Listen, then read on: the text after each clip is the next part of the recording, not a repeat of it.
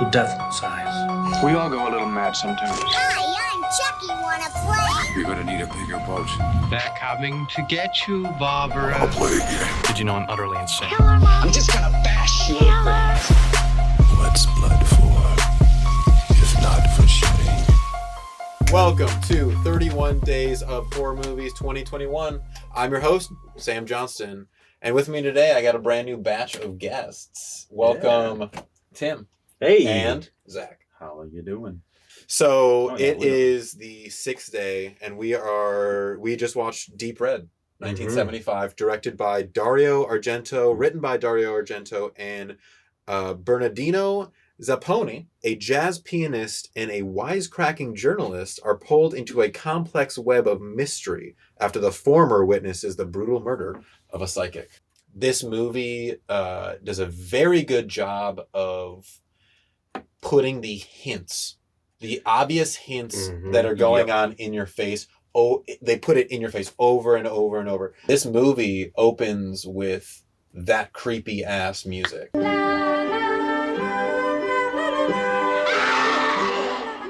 Yeah. The children literally chanting Yep. is the first thing that we hear without even seeing it. Right. And then all you see is the shadow. When you see the shadow of this this murder, and then all of a sudden you see the knife. It just splatter drops on the in ground. front. Drops on the ground, and then shoes walking into the frame. Right. And just standing there. Right. And then that's it. I mean, a thing about this movie is the music was huge part. Oh, Yeah. Not only, Absolutely. I mean, the music itself was great, Mm-hmm. but also it was about a musician. Mhm. Right. It The pianist. literally this person. Two musicians, actually. Two musicians. Throughout this entire movie, it is very rhythmic. It's very centered around the music. Things happen in repetitive order Right. and happen in a rhythm, and It's you very know, verse chorus type Yes. of structure. it feels like we're watching a song. We're tracking along into boom, curtains open up. The show is starting. And it was a deep red curtain. And Should be everything was mentioned red right there. all around these people. Very red. All the seats were red. The entire room was just dark red. Helga, who is a psychic, and she can read thoughts. Mhm. And they're just kind of giving this conference about that. And then suddenly she's overcome by these visions of... Oh, yeah. She Extreme starts screaming in murder. Italian and basically like she's- speaking in tongues. Like, Yeah. She said, there's someone. There's something. There's someone. And then she said, I can feel death. She takes a sip of her water and it runs out of her mouth, which this happens image later. of It flowing happens 2 more water is a theme throughout this whole movie. There's Like a lot of things running coming out of her faucets. mouth. Yes. Faucets. Oh my God, I didn't running even think of that. So, yeah, she takes a sip. It runs out of her mouth as she says, there's a child singing. And all those things became, as we'll see later, Visual clues. of what's going to happen. Yep. Again, like it's kind of like music. Like, you know, these parts, It's little the chorus. bits of like this like note structure that you'll hear at the very beginning, and it comes back and you're like, oh, I recognize that. Mhm. And literally that before. every time that the killer was on or going to be on screen, we heard the same music. Yes. Yeah. I thought it was like heart beating faster. It and was. Like it was the killer, and it was just this adrenaline rush. And then you had like these moments of like, oh, I guess everything's okay. It's fine. It's like, what is that? Oh, that's weird. And then all of a sudden it starts up again, and he's like crawling out the window and all these things. Yeah. So it's like Everything is repeating. We start to recognize the pattern. Like by the end of a song, you kind of start to recognize the rhythm, and you can start probably singing some of the lyrics by the end of the first all of time. them, which I think fits well with the idea of, I think it was centered around a serial killer, basically. Yeah. Having the same pattern of kill over and over and over again. Doing the same exact like ritual killing, basically. Yeah. I thought all the music this whole movie was really good. Yeah. It was very cool. It was so interesting too, because it went from like being this like and like doing all these like, it was loud, and then all of a sudden it cut to a scene that was almost too quiet. Mm-hmm. And it was like, He goes from this like, oh, everything's vibrant. And, whoa, what is this? What is this? Whoa, And then there's they something's have like going the on. muted And then there's colors and the muted black and colors. white, the use like the huge use of shadows, and the music kind of pulls back a little. Right, and even the sound was almost like I was saying, it was too quiet. Like you had to be like, wait, what'd he say? What'd they say? And thank God we had subtitles. Right. But it was like, Well, but what that if we didn't have subtitles, what that makes you do is you have this loud music going on the whole time, and then it's suddenly quiet. It forces you to listen in. Yeah, but you kind it sensitizes you. He is literally forcing you to listen very closely, listen to what they're talking about, make you pay attention to the movie. You see that like weird like panning over marbles and like and yarn. What like the a fuck was that? voodoo doll yarn and stuff. And it was this like weird. It was again this like kind of weird kid innocence mixture with violence and murder, because it was marbles and it was yarn, but the yarn was around dolls' necks, and then it panned over to this like little like devil doll, and then it ended on a couple knives. So it was this like mixture of like toys and weapons and danger, and like this, and they were setting up this like child adult mixture this whole time, and I really thought there was going to be a kid killer. There's like different scenes whenever the pianist goes around one corner and then the camera follows around another corner, and then he goes around a corner and then goes around another corner, and it's very childlike. This movie, it's almost like hide and seek. That is a child's game turned deadly. We get the introduction to our two jazz pianists. Marcus, our main character, it turns out, finds Carlo, his friend, musician friend. They're both jazz pianists, drunk, sitting on the side of this massive statue. They are polar opposites in this moment. Like Carlo is drunk and Marcus is sober.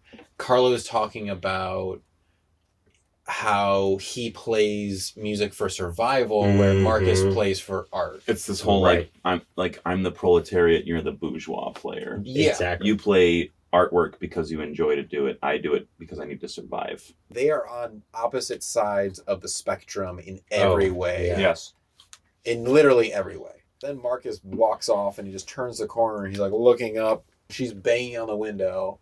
Then the butcher knife comes down and she goes through the window. And a little bit of like the throwing the head down on the broken glass. Yeah, it was just like... It's brutal. It was brutal. Yes. It was brutal. Like, I think this movie definitely was more brutal than I thought it was going to be. Yeah. Oh, absolutely. There were so many brutal scenes in there, like the whole like the head getting run over by the car at the end too. It was The just woman like, getting like the 2nd-degree burns all over her face. That was that was fucking gruesome. and this kind of sets him off on his journey. Because he brings up this idea too of this missing painting, which is kind of another clue that is throughout this movie. This missing painting that he saw when he first came in to help Helga. And there's a point when I think it's Carlos who says like maybe it's missing for a reason. Maybe it's missing for a reason. Yeah, and that's right after this scene. They have this massive distance between them, and he drunkenly says that comment about, well, maybe it was made to disappear. Maybe it was for a reason. After witnessing that first death, he fully commits to an investigation of figuring out what's going on. It really affects him. He's very affected by this. And I think as the audience too, like we were all pretty shocked by that first death too. So he's immediately very, very motivated to figure out what's going on. And then we have this other character come into the scene, literally just bust into the crime scene, is the journalist, Gianna. And she's like weirdly cheerful. She's happy to be there. I immediately suspected her. Throughout the entire film, every character that you meet, the big characters, there's something in there that makes you think like they're the murderer. It's him. Oh no, he just got killed. It's not him. They kind of go on this like investigative journey or like day together where they're at the funeral of the psychic, and then they go to the theater that the Right. psychic was at before, and they kind of reveal that she felt this weird presence. Mm-hmm. And again, in that scene, they kind of build Gianna up to be this like weird villain because she's standing in the shadows and Yeah. for the most of the scene.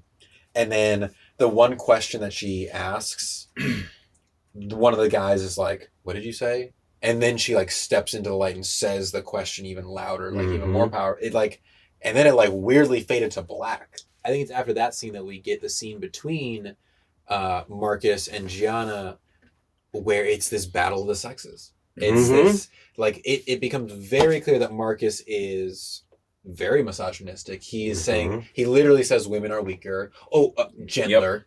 They are gentler. He corrects himself and says gentler. Right. And then she laughs. What do you mean gentler? We're not gentler. She laughs in his face and challenges him to this like arm wrestling match. The standard of what people normally think of a killer is being challenged right now. In this, or of what we normally think of is strong, because he implied that women are weak, is being challenged in this scene. And she does end up cheating twice, but he also cheats too. Yeah. He kind of also explains it off as like, oh, you did this, you did that. Everything was an excuse for him to win. So it was this very like man versus woman, setting up like his belief that only a man could be capable of doing something terrible or doing something strong like that. And then like they kind of just like part ways for a really long time. For a while. Yeah, like she was gone for an hour at least. Marcus goes over to Carlo's place to look for Carlo. And he's not there, but his mother's there, and they have a scene where they're kind of talking, and she talks about how she was an actress and she loved it. That was her passion. But shows then a bunch of pictures of her as an actress. Yeah, and she clearly was pretty like prolific as an actress. But then she says that her late husband forced her to quit. He said that the late husband. The late husband exactly forced her to quit. And I wrote down, interesting, like the husband was the downfall of her career. But where is he? But we also thought that maybe we're still in this misogynistic thing of like, hey, you need to raise this kid. Exactly. Stop following your dreams and be a wife, a woman. It's the whole thing of putting the woman in the place of power. Right. It also gives her motivation. In this scene that was almost like, when you're watching it, it almost felt like a throwaway scene. It was almost like, why are we like... What? This is it's important. about the throwaway scenes. It was like, almost like, a couple of these scenes in this movie, I was like, why are we here? Right. Like, why are we even like spending time with this information? But looking back on it, those were the most important scenes. That's the information we should have been paying attention to. Which is genius. Exactly. He's like, he's making you... Dario! He's making you pay attention in moments and then allowing you to lean back a little bit and miss information that you should be listening to. This interesting scene where he goes back to the psychic's partners. It's those two guys Marcus goes back to, and one of them is like, he kind of gives like this scientific like explanation of what's going on. And then the other guy's like, well, not to dispute that scientific, he literally says that, the scientific explanation, but have you heard of this folklore of the screaming child or whatever? Yep. And then that's when he goes to the library to read that passage. book. And it's a children's story. Well, and it was interesting too because the cover of the book was very like bright green and bright yellows, bright oranges, and all that, like these bright colors in this otherwise like kind of boring color surrounding. I feel like that kind of almost ties into that might be how like kids see the world. It's just in a bunch of vibrant colors. Everything's kind of new and bright and vibrant to them. Or it's really boring. Right. Or you're in a library and fuck that shit. Yeah, exactly. All the scenes that were really boringly lit or like color wise were all the scenes with the adults. Which why wouldn't a child think that adult affairs are boring? Adults are boring. Like whatever they're doing is boring. Yep. But this story in this book that's bright green and has red pictures in it. This is exciting. And so he discovers this house in this book. He straight up steals the page out of the I book. still am a little confused about that connection. So, me too. And I don't know if it's because this is just all of our first times watching it. Maybe if we watched it a second time, we would catch it. Yeah. He goes to that house, Mhm. and they then set up this like weird, creepy, like renters of this house. Whoever the people that are like showing him around the house, they set that little girl up to be creepy as fuck. Oh yeah, They did. Again, it was like it's her. Yes, It's gotta be her. It's gotta be her. It's obviously the child, but she has red hair. She is a red herring again. A red herring. And there's this kind of like a weird scene where he like picks the plaster off. There's that drawing underneath it. He sees the image of the little kid standing with the knife, and this person with like a their gouge. their stomach ripped open. Yep. Yeah. That's what he sees, and the Christmas tree behind. Yep. That's what Marcus sees. And then he leaves, and then we stay focused on the wall, and then a little piece of the wall falls off, and we see this other character who's like this with their like face covered. Yeah. And fuck. you're like, who is that supposed to be? Mhm. But he ultimately gets to this point where he realizes that the drawings on the wall, the drawings on the little girl's wall, were based on Carlo's drawings. He realizes it's Carlo, Mm-hmm. air And we all quotes, do. and we all are like, oh, we literally, literally all of but us- he was with them. literally all of us were like out loud, like, oh, Yeah, it's Carlo! Oh my god, of course. And then it does make it seem like it is him. Like he's got a gun to 1,000%. him. He's like, you should have never meddled in it. Like, it, again, just throwing us off. for every trap. We fell for it. Yep. We fell for it for sure. And then Carlo goes through this whole fucking death scene. God. My Being God. dragged behind the police car or whatever. Mhm. Or the What, taxi. the truck? The And he truck. gets run over by another Was it? car. I thought it was a garbage truck. I think it was I a think it garbage was a truck. garbage truck. And like they turned a corner and, And he like got hooked he on the hit thing his- and was just Oh. And he hits his head, and And then he's, like, stunned, and they then gets run finally over. realize it, and they stop, and then of course his head is just run over by the.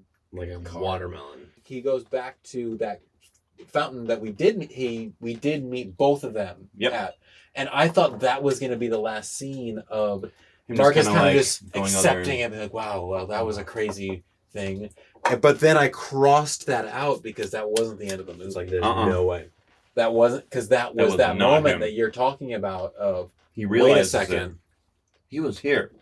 While she And was then being wait. murdered.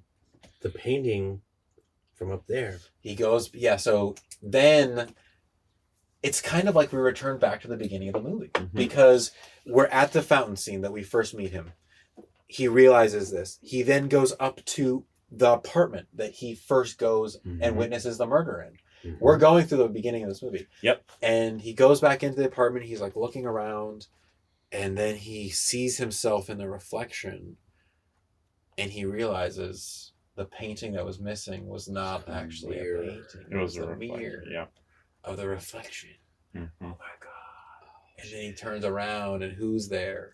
The murderer! Carlo's The- mom. Carlo's mom, the murderer. Was And it? then we look at her, and we get the reveal of the backstory. Mhm. It's almost like the movie kind of goes in like a bell curve, where you have like Yeah. these moments and they kind of go backwards. Well, it's almost like mhm. in a classical music piece, you introduce the theme, Mm-hmm. and then you go somewhere different. You kind of like go whatever, and then you bring it all. You back. bring in the theme again, Yeah. like in a familiar way, but somewhat different. somewhat different. And And- it comes back to the beginning. What we realize is that the mother has been verbally and probably physically abused by her husband this entire time, who has forced her to give up her career, give up her passion, broken her down. And it all comes to a head on this, I guess, kind of Christmas day that they kind of Mhm. set up with the Christmas tree, and Mhm. little Carlo is putting the music on that we hear throughout the entire movie. Oh, That we hear every time someone gets killed. because that's what she's And replaying in her head. then Though. she it just breaks. You see her in the kitchen, and she's Yeah. getting yelled at, And she just stands there. She's just broken Yep. inside. Oh, like zero emotion. Gone. Nothing. Just gone. She's empty inside. And Catatonic. then he had clearly been abusing her this entire time. Him going towards Carlo was, to me, almost like a threat. Like, he's like then going to hurt Carlo. But he also then the mother instinct, it's then going back to this like psycho son survival type of thing. It's like turning, like mother instinct turns on. I need to kill the thing that is threatening my child, no matter what it is. And that was her husband. And that was her motivation the whole time, was to protect Carlo, reliving that moment of protecting Carlo. What do you think about that end decapitation scene? Could it be something along the lines of her final act of dying is also protecting Carlo's legacy? Where everyone assumes he's the killer, and then boom, it's her, and then obviously he doesn't go to the police with that evidence. She just dies, but that final act could be protecting him. Well, thinking about it in a kind of like almost medieval perspective, like going to the guillotine was an act of like you're being sentenced. Yep. She was in that moment being sentenced to being the killer and taking the fall for everything that happened. Like you saying, protecting Carlo's reputation. She was sentenced and then executed. By the end, literally the last 5 minutes, nothing felt random anymore. Nothing that we've talked about has felt random. Well, maybe that ventriloquist butler dummy. Oh the my one, like, god! The one basic jump scare of the whole. That was like, one of the creepiest. Weird. That scene was because that was horrifying. Honestly, what was cool about that scene was Marcus was in the library, and where the camera is then behind the windows. Because it's a balcony. Looking at the psychiatrist guy. And the camera is moving on the balcony through the windows and setting up that the killer is on the balcony. And then we have a shot from Marcus's perspective, and it's a long shot, and you're just expecting someone to step from beyond the balcony. But no. But it's the open the closet. The closet opens, and whole it's this fucking like. Oh my god! What the fuck? Yeah, that was. Now is the time of a podcast where we get to the Smash Pumpkin review. This is how we kind of end the podcast. We rate the movie that we think how good of a horror movie it is out of 5 Smash Pumpkins. So I will start with you, Zach. I'm gonna give it a 4.5. I think that it had a lot of really great cinematography, a lot of very, very well framed shots.